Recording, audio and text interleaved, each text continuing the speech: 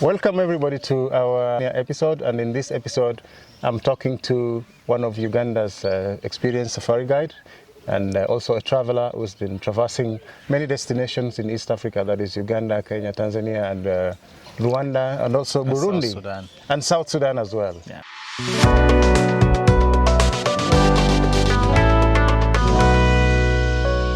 So before we proceed, I would like to urge you to subscribe to my YouTube channel on Safari with Felix and also on TikTok, Safari Mania. Now, Uganda has been a major source market for tourists or visitors' arrivals into Kenya.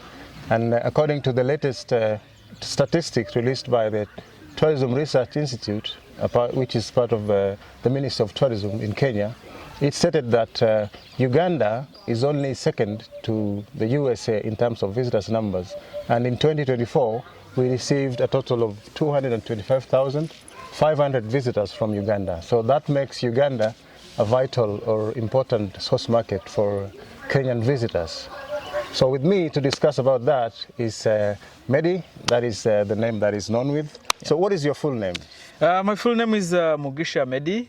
Most people call me on Safari with Meddy or King Larot because of my safari attires that I always put on while I'm traveling around the eastern continent of Africa. That is Uganda, Kenya, Rwanda, Tanzania, South Sudan and Burundi. Oh, wow. So I'm always called like King Larot, Safari with Meddy, such names every time I'm traversing anywhere. Oh, good. Now, you've traveled to many destinations, tourist destinations in East Africa. That's right. So according to you, or according to your observation, which of the destinations do you think this is my favorite, and why? Why so?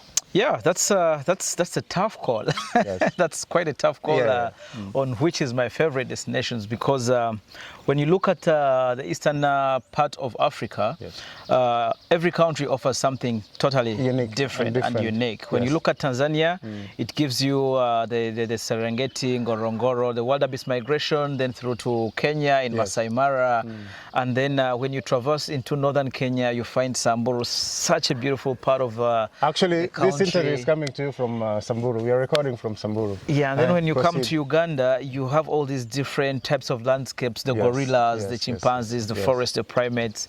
When you get into Rwanda, there's thousands and thousands of hills.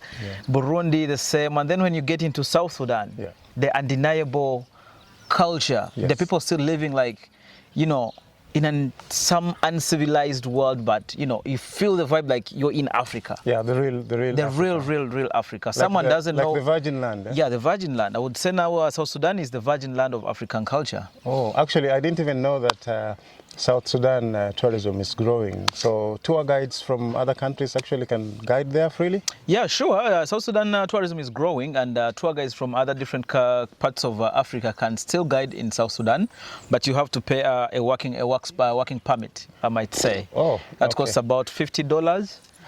For about 2 to 3 months, and then you can work in South Sudan as a tour guide. And but if you're starting up a company, you can still go through all the required procedures that the government needs, and you can easily start. I've been to South Sudan, and actually I didn't like the experience there. So that will be a subject for another day.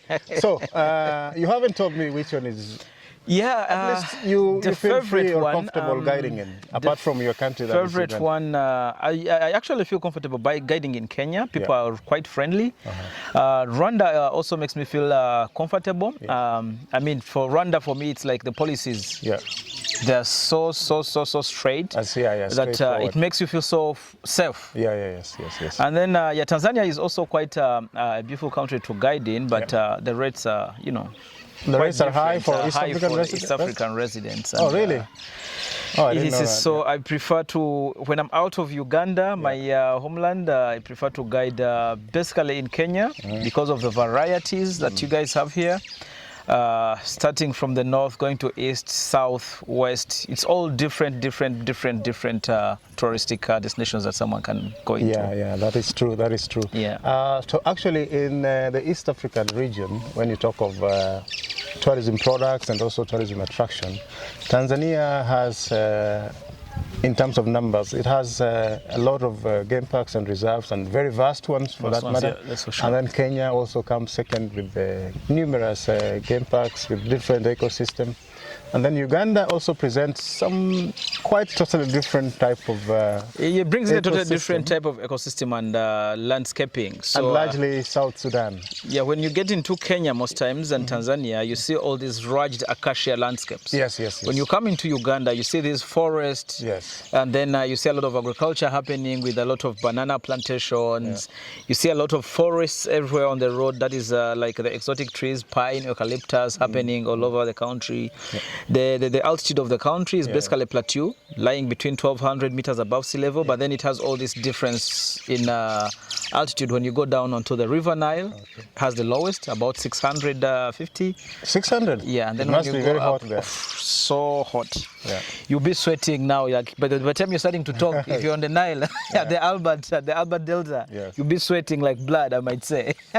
But it's not hotter than South Sudan. South Sudan is really hot. And humid. Now, Meddy, I know you've been guiding for long. Now, in between these East African nations, including South Sudan, which country, as a tour guide, do you think has been friendly to you? I don't mean to provoke a diplomatic row between East African countries, but I just want your honest opinion. My honest opinion, yeah. When you're doing tour guiding, how do you find it between either fellow guides or citizens of that country? How they treat you? I find it quite interesting because with guides in all these different countries, they always treat the fellow guides really well and with respect. Yeah, good. They stop when they see me. Sometimes I'm having a Ugandan vehicle. They stop. Mugande. You're like, yo, what's up? I speak my broken Kiswahili, and they're laughing at me. No, your Swahili is better than Alex's Swahili. Yeah, I think my Swahili is really good, but you can still feel the accent. Yes, yes. So in terms of countries that have been really friendly to me, I would say Kenya. In between Tanzania, Kenya, South Sudan, and Rwanda, Kenya has been really friendly to me because you can easily get different foods in different areas, and then all these different activities you can do. You can do safari, you can do hikes, and then the beach. Oh my God! I wish Uganda had like a coastline. So when you're guiding, nobody has ever harassed you as a foreign guide? No. No, everyone is always totally friendly, and I really appreciate that. So guides in all these regions, keep the spirit up. Now, I know you must also have some of the best experience that you remember. You don't anyway, human nature, they are aligned to remember some bad experience. Yeah. But also the best experience, you can also stay with it. So tell me about your best experience as a safari guide while on duty. I've had a lot of beautiful experiences while on duty. Beautiful experiences. Yeah. So normally when I'm working, my best experiences come when I'm doing a sundowner somewhere. Sundowner. We have the morning sunrise game drives or safari, and then the evening sundowner safari. Yeah. So my best experience is always when I sit somewhere with a very nice view. It can be in the national park, can be outside outside of the national park. And then you're, having your guests have some wine, have some gin tonic. And then after a few glasses, you hear the most beautiful stories, and you know what type of client I'm dealing with now. Oh, yes. I know exactly what you're saying. There are two occasions where people normally tell the truth. When they're annoyed and when they're tipsy or drunk. That is when you will hear, the real organic mind, what is in the mind. Yeah, so that's right. So every time we're there, they start talking. After getting tipsy. Yeah, you see them smiling, telling you, okay, we didn't like this, but then it's okay, you can improve. So those are always my best moments, when the clients are a bit tipsy. Yeah, when they open up. And then they are spitting it out. They speak the truth now. That is the truth that matters. Those are quite some really, really, really beautiful moments. Actually, and I like that. I would also talk about a scary moment, maybe. Yes. Tell us. We've had encounters with basically animals, most especially elephants. Yeah. They're believed to be one of the most calm animals, but then when they decide to tease you, they'll tease you right. So I had this couple which was in their 80s, and then we were in Kidepo Valley National Park. That is in the northeastern part of the country. A very beautiful national park. Yes. I think CNN once ranked it one of the most beautiful parks in Africa. And we were stuck in the middle of maybe 200, 300, 400 elephants. Wow. And I had a very small RAV4, and I was scared to death. It was a bit of drizzling. This side bushes, this side bushes, this side elephants, this side elephants. You're like marooned in between. I'm like. You're marooned there. Yeah, I think in my life I've not sweat like that day. It was raining cold, but I was sweating like crazy. So what happened after that? How did you get out of it? The clients that calmed me down because they had experienced this already somewhere in Zimbabwe and Botswana. Yeah. Told me just close the windows, keep calm. Yes. Don't shiver, don't do nothing, just keep calm. But everything they were telling me was just going through the ears, like passing by. Yeah, because you still see the elephants. I still saw the elephants. Yeah. The ones behind me coming close to the car was like, oh shit. But when I got like a small space, yes, that's when life came back. You drove and never came back. Out. And never came back. Now every time I see elephants, distance. I keep my distance. Yeah, it's good to keep your distance because you still need your life after the game. Yeah. Your family still needs to see you. That's for sure. Yeah. Now tell my people to subscribe.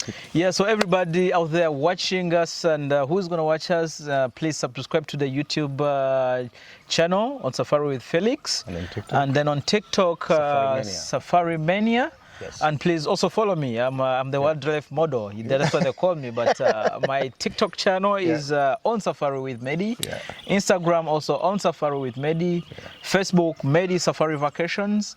And we'll be here to give you all the updates and the beautiful moments. Let's keep the East African spirit. Enjoy.